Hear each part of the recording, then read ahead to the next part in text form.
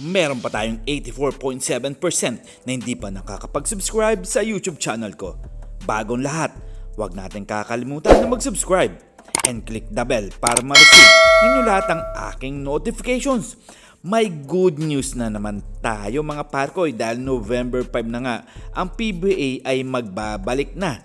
Well, isa nga dito ay si Mark Pingris na tinatawag nga natin the Sakuragi ng Magnolia Hotshots. Well, alam naman natin na nagretiro na nga ito sa Magnolia. Sabi nga ng mga nagbabalita dyan, si Mark Pingris nga the Sakuragi nga magbabalik sa PBA. Well, mapupunta nga siya sa Blackwater Boxing na maglalaro na. Dalawang options lang yan mga parkoy. Magiging player ba siya o magiging coach nga siya ng Sakuragi or magfo-focus siya sa pagiging coach ng Blackwater Boxing. Well mga parkoy, mas maganda na kung magiging coach and player pa siya. Diba mga parkoy? Well, nasa kanya yan at choice niya yan mga parkoy na bumalik nga sa PBA. Iba naman talaga ang ipinapakita ni Sakuragi noong nasa ibang koponan pa siya na katulad nga ng Magnolia Hotshots.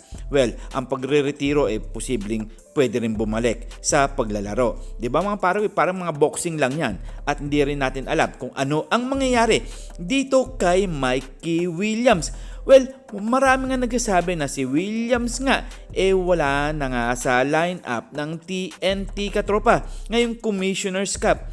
Well, ayan na nga ba ang pagtatapos ng karir ni Mikey Williams? Well, alam mo naman natin na masyadong demanding nga ito sa TNT at sa Gilas Pilipinas. Well, maituturing ba natin na Pilipino dahil alam naman natin na si Williams nga ay may napatunayan na rin sa PBA. Well, nagpapabayad nga ng malaki to.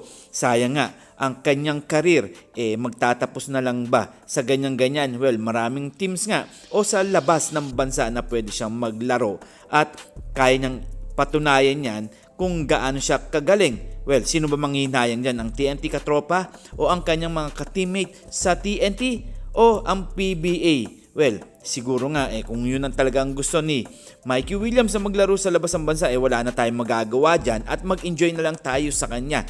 Well, ang bad news naman dyan hindi na nga siya sa mapaglaro sa TNT Katropa at wala na nga siya sa lineup. Well, nakakapanghinayang lang dahil nga magaling nga to at napagkampiyon na nga sa PBA. Well, mga parkoy, kayo na ang umusga dyan at syempre, sasagutin natin yan at magkomento lang kayo. Huwag natin kakalimutan na mag-subscribe muna sa YouTube channel ko na Tondo Boy Vlogs. Well, isiningit ko lang yan mga parkoy. At may good news pa nga dito mga parkoy. Ito nga si Newsam.